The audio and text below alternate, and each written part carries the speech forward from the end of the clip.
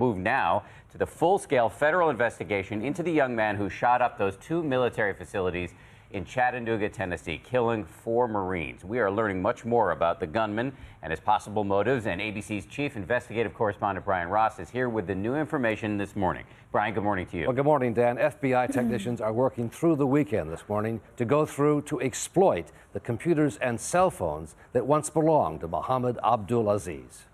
The computers and cell phones were seized from his home on a quiet street in the small Tennessee town of Hickson to determine what drove the young man who, until this week, neighbors had considered an all-American kid.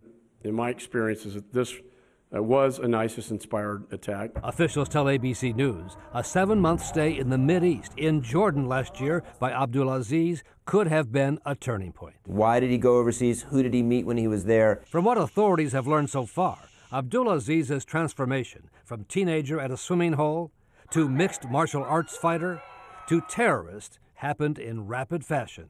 A friend who ran into him just a few weeks ago says he saw nothing out of the ordinary. I just saw him maybe 2 weeks ago, completely 100% normal. But for all the smiles, Abdulazeez grew up in a family with strife.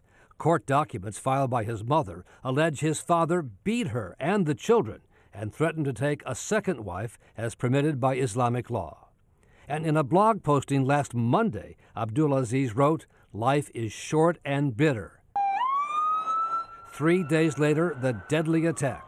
The FBI says it had no warning. Abdulazeez was even thinking about violence, a stealth terrorist. These individuals are learning how to avoid the FBI and our surveillance. There was no opportunity along the way to stop this individual from carrying out this attack.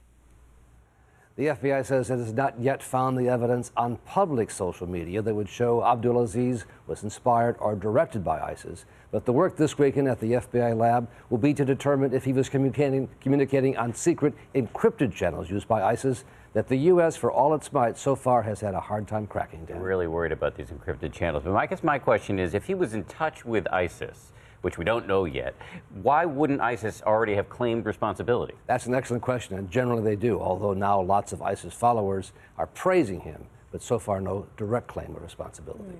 Okay, at this point he seems like the nightmare scenario. Absolutely doing it right. on his own. All right, Brian Ross, thank you. Appreciate it.